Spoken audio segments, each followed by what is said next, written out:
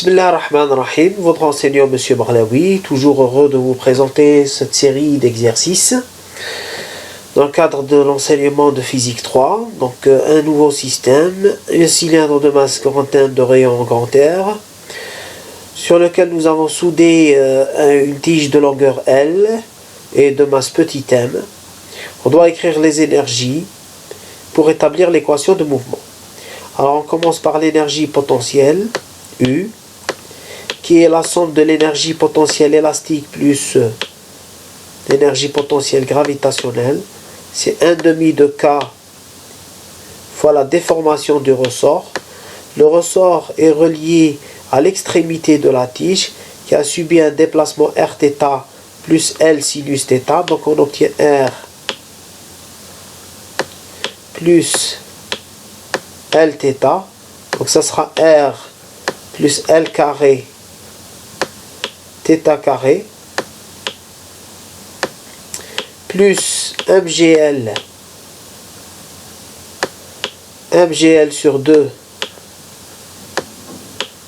mgl sur 2 puisque je prends une référence ici UG égale 0. La hauteur c'est L sur 2, là, je prends par rapport au centre de gravité, c'est L sur 2 cos θ, donc L sur 2 cos θ. Quand on linéarise, on remplace cosinus θ par 1 moins θ carré sur 2, on obtient U qui est égal à 1/2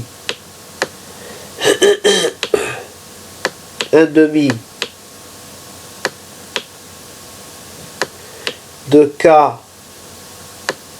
fois R plus L au carré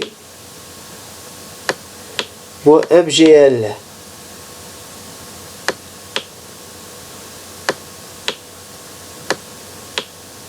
sur 2, le tout fois θ carré, plus une constante qui dépend du choix de l'origine. Alors pour l'énergie cinétique, nous avons l'énergie cinétique du cylindre plus l'énergie cinétique de la tige. L'énergie cinétique totale, c'est la somme des deux. Pour le cylindre, c'est 1/2 de 3/2 mr carré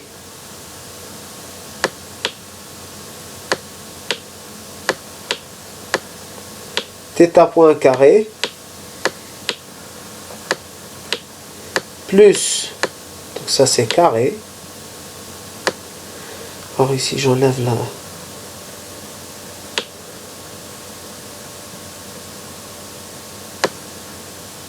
Voilà.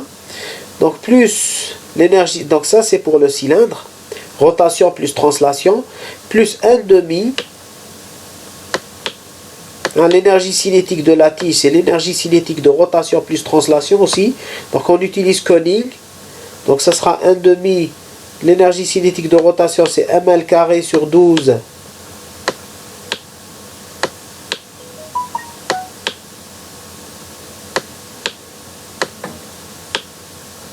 θ point carré plus 1/2 de la masse petit m fois la vitesse du centre de gravité de la tige. Alors markaz al-atala à la tige, c'était là au début, تحرك de Rθ plus L sur 2 sinus θ. Donc on aura R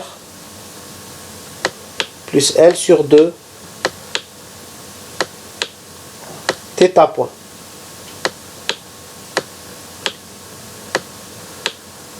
Rθ plus L sur 2 θ. Donc quand on dérive, ça sera R plus L sur 2 θ point au carré, ça sera R plus L sur 2 au carré fois θ point carré. Voilà ce que ça donne. Je mets au propre. Ça donne 1/2 en facteur.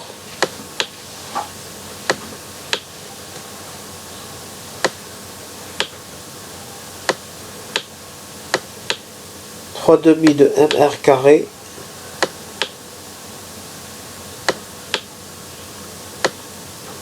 plus ml carré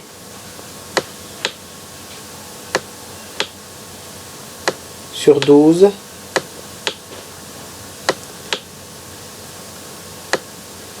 plus m fois r plus l sur 2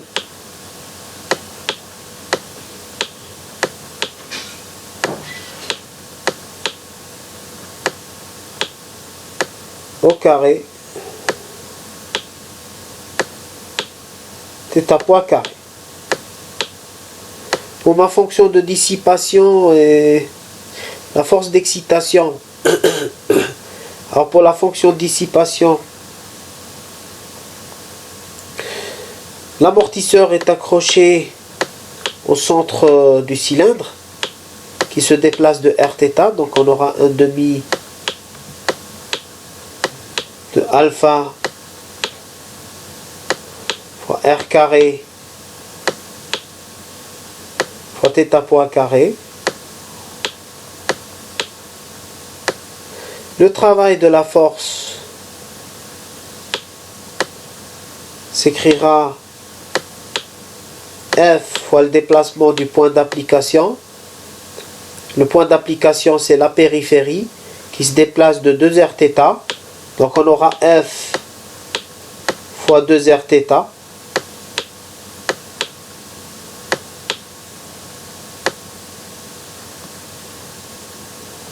L'équation de mouvement donc s'écrira sous cette forme-là.